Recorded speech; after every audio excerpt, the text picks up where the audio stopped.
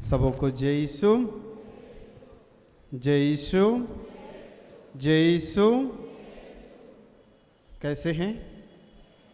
कैसे हैं? अच्छे हैं ना?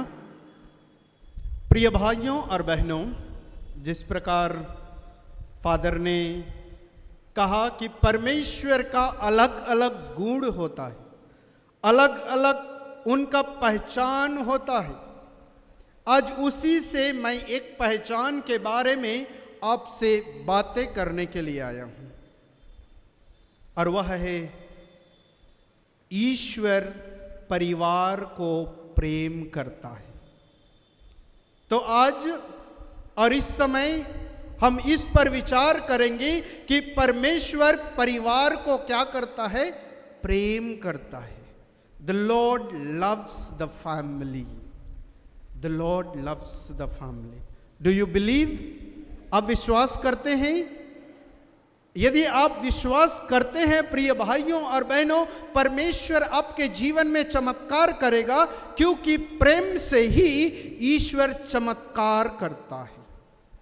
यदि जिस जगह पर प्रेम है उस जगह पर ईश्वर की उपस्थिति रहती है। जिस जगह पर ईश्वर की उपस्थिति रहती है उस जगह पर परिवार अपवित्रता में नहीं बल्कि पवित्रता में जीवन जीता है। If the Lord is with you, your family will be growing in holiness. आपका परिवार पवित्र परिवार के रूप में प्रिय भाइयों और बहनों वह आगे बढ़ते जाएगा। परिवार ईश्वर का दिया हुआ सर्वोत्तम उपहार है। परिवार ईश्वर का दिया हुआ एक उपहार है प्रिय भाइयों और बहनों। इसलिए मैंने कहा कि परमेश्वर परिवार को क्या करता है? प्रेम करता है। हम हर एक व्यक्ति इस गिरजाघर में, जो भी इस गिरजाघर में आए हैं, हर एक व्यक्ति को परमेश्वर प्रेम करता है, क्योंकि हम कहीं ना कहीं किसी परिवार का क्या है? हम सदस्य हैं। We belong to a family. No one comes from a jungle. कोई जंगल से नहीं आता ना। किस जगह में आप लोग जंगल से आए हैं? जंगल से कोई नहीं आता है। कहीं ना कहीं हम एक परिवार से, चाहे वह फादर हो, चाहे वह सिस्टर हो, चाहे वह विश्वासी हो, कहीं ना कहीं प्रिय भाइयों और बहनों हमारा जुड़ाव, हमारा लगाव, हमारा पहचान है, तो वह है परिवार। इसलिए परमेश्वर ने परिवार को हमें उपहार के रूप में दिया है।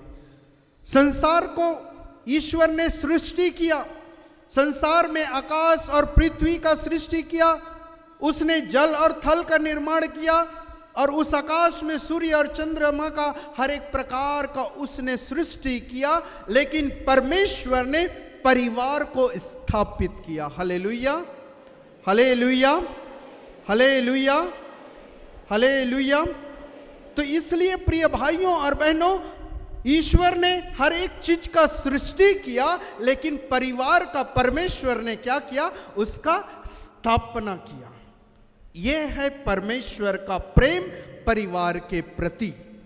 इसलिए प्रिय भाइयों और बहनों, यदि परमेश्वर ने उस परिवार का निर्माण किया है और वह परिवार परमेश्वर का है, तो हमें अधिकार नहीं है कि हम परिवारों को अलग करें। कलीसिया क्या है? कलीसिया एक गिरजाघर नहीं, बल्कि कलीसिया एक परिवार है प्रिय भाइयों और बहनों। Church is a family, and therefore the foundation of the church begins from your own family, my dear brothers and sisters. The birth of Christ also took place in a family. प्रभु का जन्म भी एक परिवार में हुआ। तो यीशु परिवार को पसंद करते हैं। The Lord loves the family. And therefore, my dear brothers and sisters, इसलिए प्रिय भाइयों और बहनों, अपने परिवार को पवित्र रखने की कोशिश करें। पवित्र रखने की कोशिश करें। ये हर एक व्यक्ति का एक एक जिम्मेदारी है, जिम्मेदारी है। परमेश्वर ने परिवार की स्थापना किया। उसने स्कूल की स्थापना नहीं किया, उसने साम्राज्य की स्थापना नहीं किया, उसने किसी राज्य का स्थापना नहीं किया, उसने किसी मकान का स्थापना नहीं किया। यदि उसने किसी चीज को बनाया तो वह है परिवार। परिवार। मैं इसलिए आज का ये विषय लिया हूं क्योंकि प्रिय भाइयों और बहनों, यदि आपका परिवार सुधर जाता है तो कलीसिया सुधर गया है। यदि आपका परिवार सुधर गया है, आपका बेटा बेटी सुधर जाएंगे। यदि आपका परिवार सही है तो आपका पड़ोसी सही रहेगा। यदि आपका पड़ोसी सही है तो आपका मोहल्ला सही रहेगा। यदि आपका मोहल्ला सही है तो आपका राज्य सही रहेगा। यदि आपका राज्य सही है तो आपका देश सही रहेगा। और आपका देश सही है तो ये पूरा विश्व क्या रहेगा? एक साथ रहेगा। यह परमेश्वर परिवार को प्रेम करता है, परिवार को प्रेम करता है प्रिय भाइयों और बहनों। इसलिए ईश्वर ने मनुष्यों का सृष्टि किया। हम पाते हैं उत्पत्ति ग्रंथ अध्याय 1 पद संख्या 26 और 27 पढ़िए। उत्पत्ति 1 का 26 और 27। ईश्वर ने कहा हम मनुष्य को अपना प्रतिरूप बनाएं, यह हमारे सदृश हो। वह समुद्र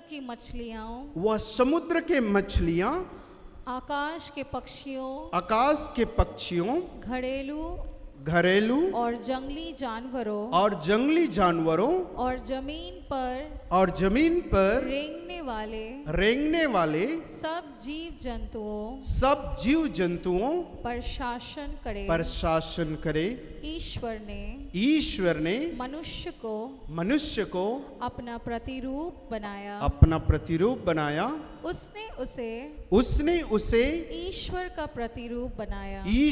प्रतिरूप बनाया। उसने नर और नारी का रूप में उनकी सृष्टि की। Hallelujah, hallelujah, hallelujah. प्रिय भाइयों और बहनों, प्रभु का वचन कहता है कि परमेश्वर ने मनुष्य को अपने प्रतिरूप बनाया और बनाने से उसने नर और नारी का निर्माण किया। He created male and female. He established the family from the beginning of the creation, and therefore my dear brothers and sisters, everything begins from the family. हर एक चीज परिवार से शुरू होता है। इसलिए प्रिय भाइयों और बहनों, परिवार में यदि प्रेम है अर्थात ईश्वर की उपस्थिति है, तो परिवार की स्थापना किसने किया? परमेश्वर ने किया। ये पहली बात है, क्योंकि परिवार की कल्पना मनुष्यों की कल्पना नहीं है, ये ईश्वर की कल्पना है। इसलिए उसने नर और नारी को बनाकर उसे आशीर्वाद भी दिया और कहा फलो फूलो और क्या हो जाओ? पृथ्वी पर फैल जाओ। He blessed them. He blessed them. Be fruitful and multiply. And this is the blessing, my dear brothers and sisters, the Lord gives you in your family through your marital love. Through your marital love. आपके पवित्र विवाह के द्वारा परिवार में बच्चों का उत्पन्न होना, यह ईश्वर की आशीर्वाद है। यह आशीर्वाद है प्रिय भाइयों और बहनों। The Lord has blessed you with the children. He has blessed you with the parents. Because the Lord loves the family. वो परिवार को प्रेम करता है। जिस प्रकार फादर ने कहा कि ईश्वर मुक्तिदाता के रूप में एक परिवार में जन्म लिया और उस परिवार का दो व्यक्ति थे, एक मरियम और एक जोसेफ। तो इसलिए प्रिय भाइयों और बहनों, परिवार हमारे लिए ईश्वर का जानने का एक साधन बन जाता है। जो परिवार एक साथ प्रार्थना करता है वह परिवार एक साथ रहता है। इसलिए हम पाते हैं उत्पत्ति ग्रंथ अध्याय 2 पद संख्या 18। Book of Genesis chapter 2 verse 18। प्रभु ने कहा अकेला अकेला रहना मनुष्य के लिए अच्छा नहीं, इसलिए मैं उसके लिए एक उपयुक्त सहयोगी बनाता हूं। ये परमेश्वर की इच्छा है प्रिय भाइयों और बहनों कि आपके लिए, आपके परिवार के लिए उसने एक उपयुक्त सहयोगी आपके जीवन में, एक पत्नी के रूप में, एक पति के रूप में परमेश्वर ने आपके जीवन में दिया है किसी न किसी व्यक्ति को, क्योंकि ये परमेश्वर की इच्छा है कि मनुष्य अकेला न रहे। आज परिवारों में हम देखते हैं प्रिय भाइयों और बहनों, परिवार टूटते जा रहा है क्योंकि हम अकेला रहना चाहते हैं। परमेश्वर की इच्छा नहीं है कि मनुष्य अकेला रहे, वह परिवार में रहे। आप कह सकते हैं फादर अब तो विवाह नहीं किए हैं, अब तो अकेले हैं ना, तो अब कैसे कह सकते कि आप परमेश्वर की इच्छा को पूर्ण कर रहे हैं। एक फादर, एक सिस्टर एक कम्युनिटी में रहता है और उस कम्युनिटी को वो अपना परिवार मानता है प्रिय भाइयों और बहनों। We live in a community. हम एक संस्था में रहकर एक परिवार के रूप में अलग अलग राज्य से, अलग अलग देश से आकर, हम अलग अलग परिवार से आकर हम एक साथ रहते हैं। इससे यह प्रतीक होता है कि कोई भी व्यक्ति ये नहीं कह सकता कि मैं अकेला हूं। मनुष्य को अकेला देखना परमेश्वर को पसंद नहीं आया, इसलिए उसने उसके लिए सहयोगी बनाया। तो परिवार को परमेश्वर प्यार करता है। तो हमारा उद्देश्य क्या होना चाहिए? एक कैथोलिक परिवार का, एक विश्वासी परिवार का उद्देश्य क्या होना चाहिए? हम पाते हैं योशुआ का ग्रंथ अध्याय 24 पद संख्या 15। The book of Joshua chapter 24 verse 15। यदि तुम ईश्वर की उपासना नहीं करना चाहते तो आज ही तय कर लो कि तुम किसकी उपासना करना चाहते हो। उन देवताओं की जिनकी उपासना तुम्हारे पूर्वज नहीं के नदी के उस पार करते थे, अथवा अमोरियों के देवताओं की जिनके देश में तुम रहते हो। मैं और मेरा परिवार हम सब प्रभु की उपासना करना चाहते हैं। तो इसमें हम देखते हैं कि एक परिवार का मुखिया जो जोशुआ था, उसने कहा मैं और मेरा पूरा परिवार हम प्रभु की उपासना करेंगे। ये सर्वप्रथम एक परिवार की उद्देश्य होनी चाहिए प्रिय भाइयों और बहनों। यदि हम एक विश्वासी परिवार हैं, हम एक कैथोलिक परिवार हैं, हम एक समाज से आते हैं, एक धर्म बहन है, एक पुरोहित है, हमारा एक उद्देश्य होना चाहिए। जिस प्रकार जोशुआ ने अपने परिवार के लिए एक उद्देश्य बनाया और उसने कहा मैं और मेरा परिवार परमेश्वर की क्या करेंगे? उपासना करेंगे, आराधना करेंगे। We will worship the lord. Either you whomever you want to worship, you worship, but I choose in my family that we will come together and worship the true God। तो एक परिवार की मुखिया जो पिता है, माता है, उसे एक उद्देश्य बनाना चाहिए उसके परिवार के लिए कि हम परमेश्वर की उपासना करें। ये सर्वप्रथम एक उद्देश्य होना चाहिए परिवार का कि हम किसकी उपासना करें। आज हम किसका उपासना करते हैं प्रिय भाइयों और बहनों? आज हम अपनी सुंदरता की, अपनी पैसा की, अपनी नौकरी की, अपनी बढ़ती हुई उम्र की, अपनी बढ़ती हुई धन दौलत की। लेकिन आज हमें पवित्र धर्म ग्रंथ सिखाता है कि हम जोशुआ के समान यदि किसी की उपासना करें तो वह उपासना करे परमेश्वर का, क्योंकि परमेश्वर ने आपको और हमें बनाया है प्रिय भाइयों और बहनों। ये परिवार का पहला उद्देश्य होना चाहिए कि हम ईश्वर की उपासना करें, ईश्वर की आराधना करें। जब आप और हम उस परमेश्वर की उपासना करते हैं, उस परमेश्वर की आराधना करते हैं, तो प्रिय भाइयों और बहनों आपके परिवार में ईश्वरीय आशीष और प्रेम आता है। आशीष और प्रेम। तो आज आपको अपने परिवार के लिए एक उद्देश्य बनाने की जरूरत है।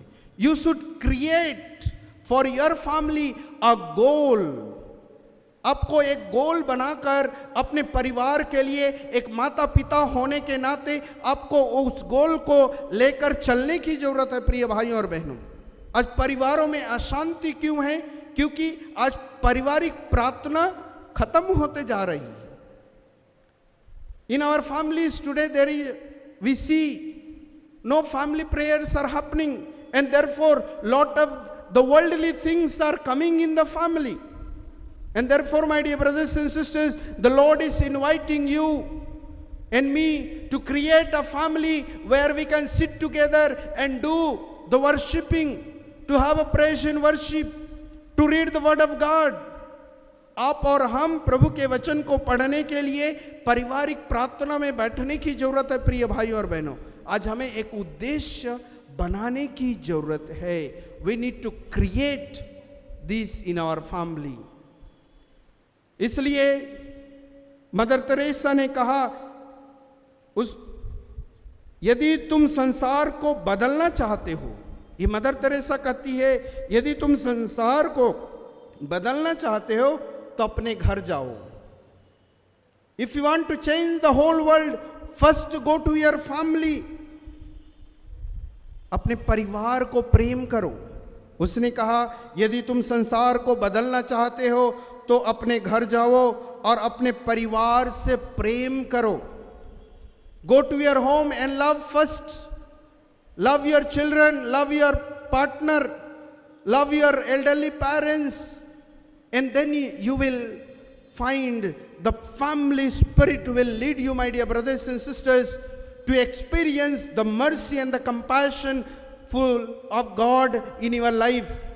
आप उस परमेश्वर की दया, उस परमेश्वर की कृपा, उस परमेश्वर की क्षमा को आप पहचान सकते हैं अपने परिवार में। यदि आपका परिवार प्रेम से बंधा रहेगा, ये आराधना के द्वारा, ये प्रार्थना के द्वारा, ये मिस्सा बलिदान में भाग लेने के द्वारा, ये चर्च के पुरोहितों को संभालने के द्वारा आप अपने परिवार को, प्रिय भाइयों और बहनों, एक स्वर्गीय परिवार, एक नाज़रेत के परिवार के समान आप अपने परिवार को बना सकते हैं।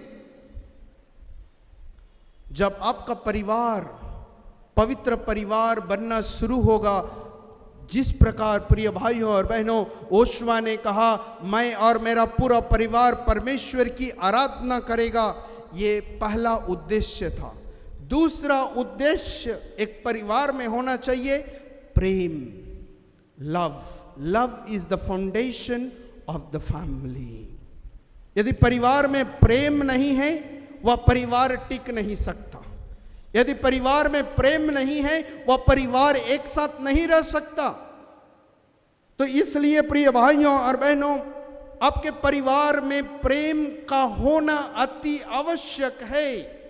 इसलिए हम पाते हैं योहन के सुसमाचार अध्याय 3 पद संख्या 16, उसमें कहा गया, परमेश्वर ने संसार को इतना प्यार किया कि उसने अपने एकलौते पुत्र को दे दिया। He gave his only begotten son to us because he loved the world. इसलिए प्रिय भाइयों और बहनों, प्रेम परिवार का एक मुख्य उद्देश्य होना चाहिए। जिस प्रकार जोशुआ ने कहा, मैं और मेरा पूरा परिवार परमेश्वर की उपासना करेगा, ठीक उसी प्रकार हमारे परिवारों का उद्देश्य होना चाहिए प्रेम। प्रेम, love is the foundation of the family life, my dear brothers and sisters. एक सच्चा प्रेम केवल भावनाओं से नहीं होती। The family will not run only with emotions and the feelings. लेकिन परिवार को चलाने के लिए हमारे अंदर धैर्य, त्याग और क्षमा की भावना होनी चाहिए, my dear brothers and sisters. हमारे अंदर इन भावनाओं को जगाने की जरूरत है। जिस प्रकार फादर जी ने परमेश्वर का उन 7 अलग अलग कार्यों, अलग अलग उनके गुणों के बारे में बताया, उसमें हम देखते हैं कि परमेश्वर जो हमें बनाया है वह क्षमा करने वाला ईश्वर है। वो क्षमा करता है, वो हमसे प्रेम करता है, वो हमारे साथ चलता है। यदि परिवार में प्रेम रहेगा, वह परिवार एक साथ चलने की कोशिश करेगा। यदि परिवार में प्रेम है, वह परिवार प्रार्थना करेगा। यदि परिवार में प्रेम है, वो एक दूसरे को क्षमा करेगा। यदि परिवार में प्रेम है, वो एक दूसरे को स्वीकार करेगा। क्योंकि प्रिय भाइयों और बहनों, परमेश्वर चाहता है कि वह परिवारों को प्रेम करता है। इसलिए यीशु को सबसे अच्छा कौन सा जगह लगता था पता है? परिवार।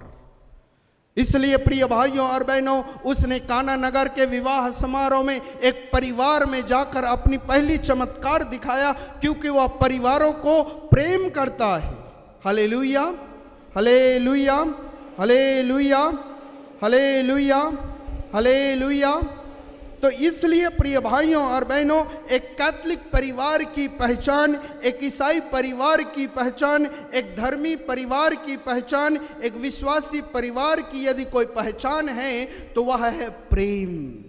प्रेम हमारी पहचान है प्रिय भाइयों और बहनों। The love is our identity.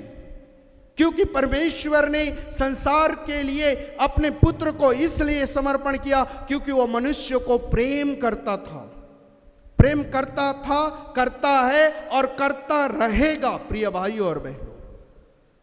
इसलिए आज परिवारों को हमें प्रेम में बांधने की जरूरत है। यदि परिवार सुधर गया, हमारा कलिसिया सुधर जाएगा प्रिय भाइयों और बहनों।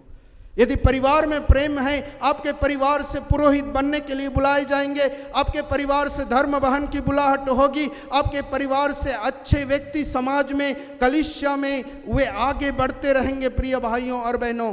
प्रेम अति आवश्यक है। इसलिए हम योहन के सुसमाचार अध्याय 13 पद संख्या 34 में पाते हैं। Gospel of John chapter 13 verse 34। मैं तुम लोगों को एक नई आज्ञा देता हूँ, मैं तुम लोगों को एक नई आज्ञा देता हूँ, तुम एक दूसरे को प्यार करो, तुम एक दूसरे को प्यार करो, जिस प्रकार मैंने तुम जिस लोगों प्रकार मैं तुमसे प्रेम करता हूँ। प्रिय भाइयों और बहनों, यीशु ने इस संसार में आकर उसने हमें एक नई आज्ञा दिया। वह आज्ञा है कि हम एक दूसरे को प्रेम करें। घृणा करने की आज्ञा परमेश्वर ने नहीं दिया है। किसी से द्वेष रखने के लिए परमेश्वर ने हमें आज्ञा नहीं दिया है, बल्कि वह आज्ञा है हम एक दूसरे से प्रेम करें। इसलिए परमेश्वर की उन 10 आज्ञाओं को यीशु ने 2 आज्ञाओं में हमें देने की कोशिश किया और कहा, अपने परमेश्वर को अपने सारी हृदय से, अपनी सारी बुद्धि से, अपनी सारी शक्ति से आप परमेश्वर को प्रेम करो और ठीक उसी प्रकार अपने पड़ोसी को प्रेम करो। तो हमें एक दूसरे से प्रेम करने की जरूरत है। हम एफेसियों का पत्र अध्याय 4 पद संख्या 32, एफेसियों का पत्र, letter to the Ephesians chapter 4 verse 32। एक दूसरे के प्रति, एक दूसरे के प्रति दयालु तथा कृपालु, सहृदय बने, जिस तरह ईश्वर ने मसीह के कारण आप लोगों को क्षमा कर दिया, उसी तरह एक दूसरे को क्षमा करें। एक दूसरे को क्षमा करें। प्रिय भाइयों और बहनों, जिस प्रकार मैंने कहा, पहला उद्देश्य परिवार का ईश्वर की उपासना होना चाहिए, दूसरा उद्देश्य परिवार का प्रेम होना चाहिए और तीसरा उद्देश्य है क्षमा होनी चाहिए। परिवारों में माता पिता के बीच क्षमा करने की क्षमता होनी चाहिए। बच्चों को अपने पेरेंट्स के प्रति क्षमा करने की वो भावना होनी चाहिए। बुजुर्ग माता पिता के प्रति हमें क्षमा करने की भावना होनी चाहिए, क्योंकि परमेश्वर ने हमें पापों से मुक्त किया है। इसलिए प्रिय भाइयों और बहनों, हमें भी एक दूसरे को क्षमा करने की जरूरत है। परिवारों में क्षमा की भावनाओं को बढ़ावा दीजिए प्रिय भाइयों और बहनों। यदि आप एक सुंदर कलीसिया का निर्माण करना चाहते हैं परिवारों में एक दूसरे को क्षमा करने की कोशिश करिए। और तीसरी बात है, चौथी बात है प्रार्थना। प्रार्थना जरूरी है परिवारों में। प्रार्थना परिवार को जोड़ती है। प्रार्थना परिवार को जोड़ती है प्रिय भाइयों और बहनों। प्रार्थना एक दूसरे को एक साथ लाने का कोशिश करता है। प्रार्थना एक दूसरे को एक साथ बैठाता है। प्रार्थना एक दूसरे की मनमुटाव को वो मिटा देता है। इसलिए प्रिय भाइयों और बहनों, पारिवारिक प्रार्थना अति आवश्यक है, अति आवश्यक है। आज परिवारों का टूटना इसलिए बढ़ती जा रही है क्योंकि पारिवारिक प्रार्थना कहीं ना कहीं हम भूलते जा रहे हैं। इसलिए हम मैथ्यू का सुसमाचार अध्याय 18 पद संख्या 19 और 20, the gospel of Matthew chapter 18 verse 19 and 20। मैं तुमसे यह भी कहता हूँ, यदि पृथ्वी पर तुम लोगों में दो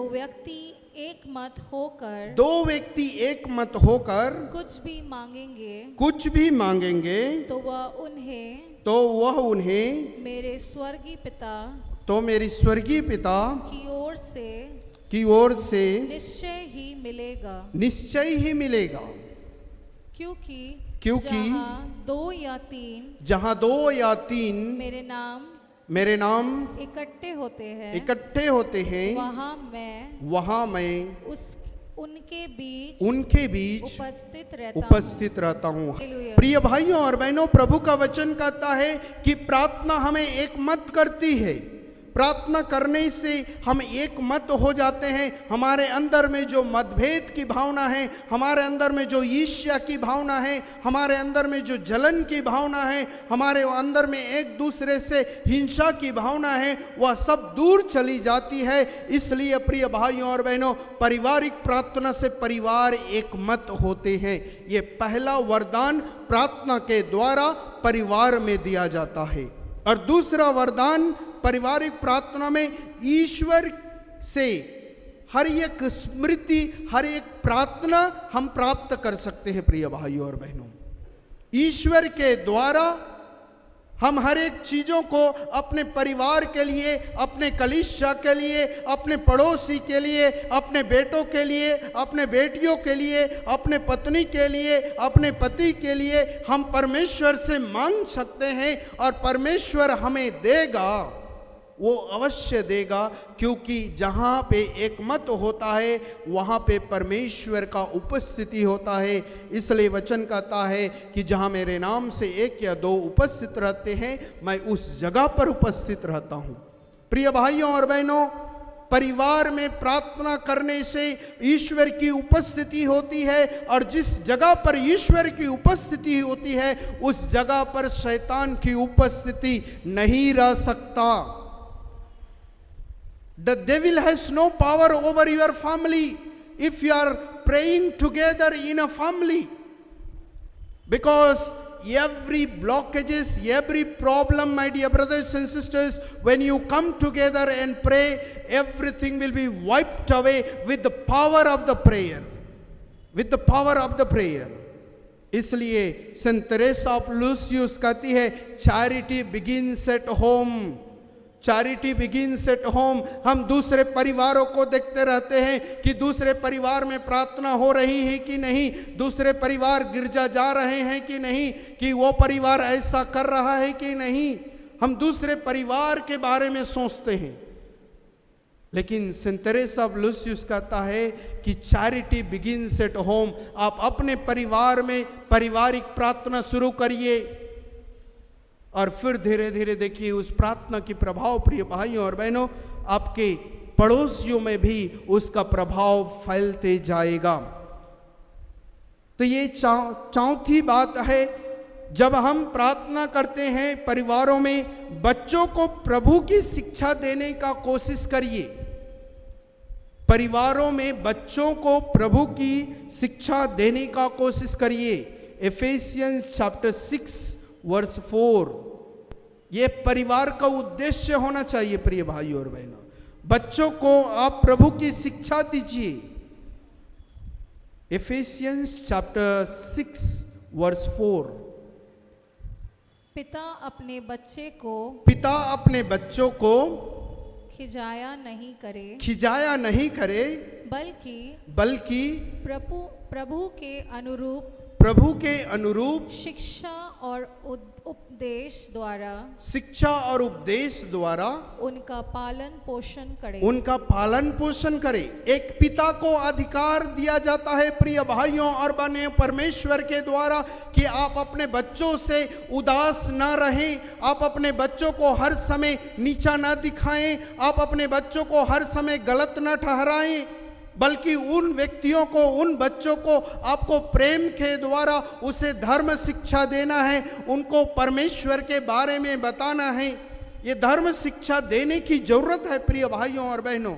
आज हमारे बच्चे, आज हमारी युवा पीढ़ी पवित्र कलिसिया से दूर जाते जा रहे हैं, क्योंकि माता पिता आज हम कहीं ना कहीं अपने बच्चों को परिवार में क्या कर रहे हैं, धर्म शिक्षा नहीं दे पा रहे हैं। तो इसलिए परिवार का उद्देश्य ये होना चाहिए कि हम अपने बच्चों को धर्म शिक्षा दें, और है कि विश्वास में बढ़ने का एक उद्देश्य होना चाहिए। परिवार का विश्वास में बढ़ने का उद्देश्य क्रिएट करिए। You need to create in your family, faith should grow in your family. We read in 2 Peter chapter 3 verse 18. Petrus का दूसरा पत्र अध्याय 3 पद संख्या 18। आप लोग हमारे प्रभु और मुक्तिदाता ईसा मसीह के अनुग्रह और ज्ञान में बढ़ते रहे, उन्हीं को अभी और अनंत काल तक महिमा। आमीन। ये परमेश्वर की इच्छा है प्रिय भाइयों और बहनों कि एक परिवार में हम रहते हैं, उस परिवार में हमें विश्वास को बढ़ावा देने की जरूरत है। और वह बढ़ावा किस प्रकार आएगा? जब परिवार में प्रार्थना होगी, जब परिवार में आराधना होगी। जिस प्रकार फादर जी ने कहा कि हम सिर्फ ब्लेसेड सैक्रामेंट का इंतजार करते हैं कि हम उस समय ही आराधना करेंगे। आप अपने परिवार में एक साथ रहकर एक दूसरे का हाथ पकड़कर आप परमेश्वर की आराधना कर सकते हैं, आप परमेश्वर की स्तुति कर सकते हैं। और जब आप ऐसा करते हैं, आपका परिवार विश्वास पे आगे बढ़ता जाएगा। और एक बात है, परिवार का एक और उद्देश्य होना चाहिए, दया, नम्रता और क्षमा का जीवन। प्रिय भाइयों और बहनों, हम कोलोसियों का पत्र अध्याय 3 पद संख्या 12 और 13 में पाते हैं, परिवार की पहचान दया, विनम्रता और क्षमा का जीवन परिवार में होना अति आवश्यक है। आप लोग ईश्वर की पवित्र एवं परम प्रिय चुनी हुई प्रजा है। इसलिए आप लोगों को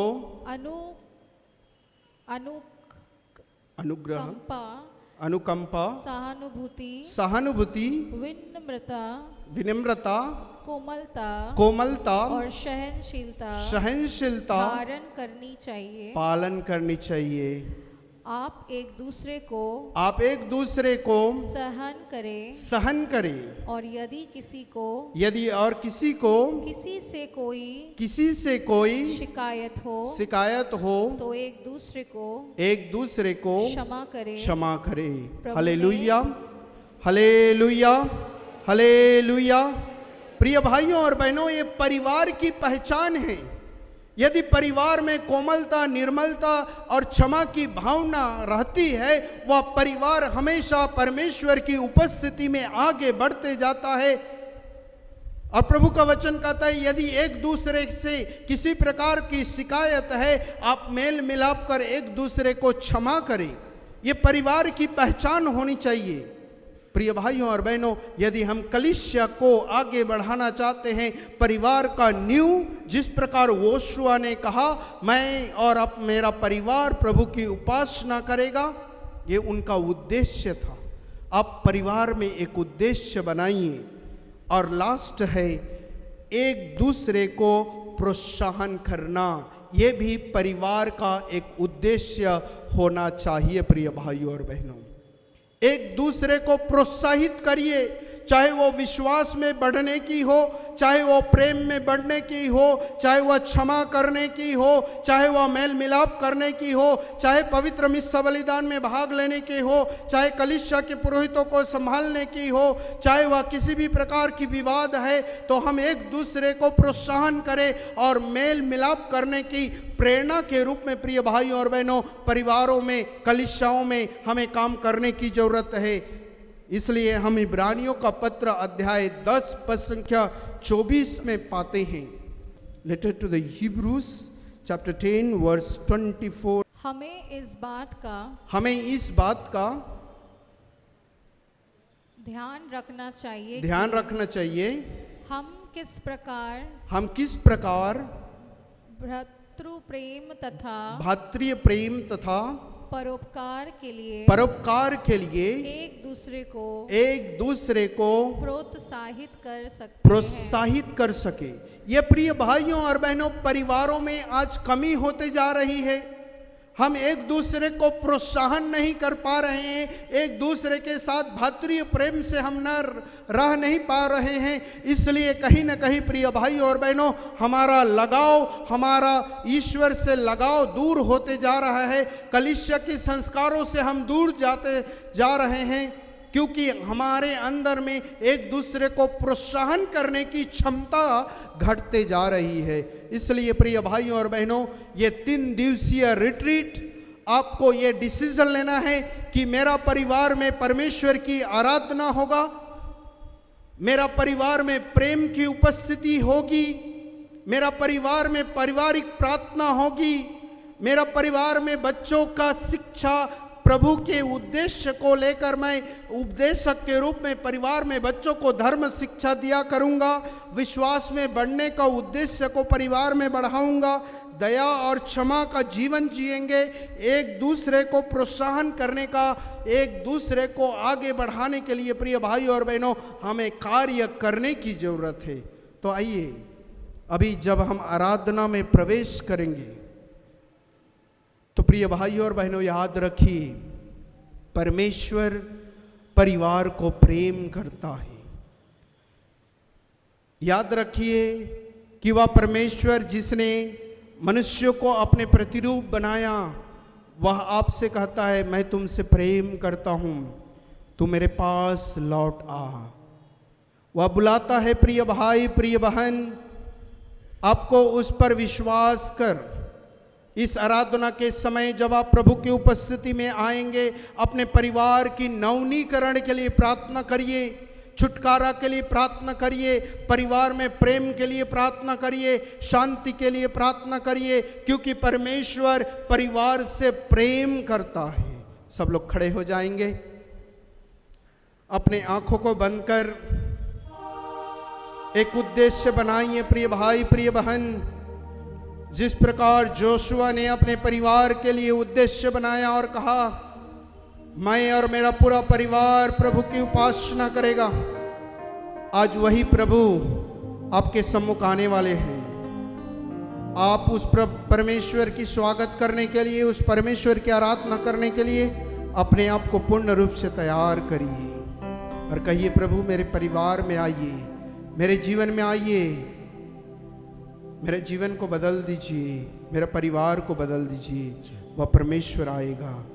अपने आंखों को बंद रखकर मन ही मन उस परमेश्वर को याद करिए और प्रार्थना करिए।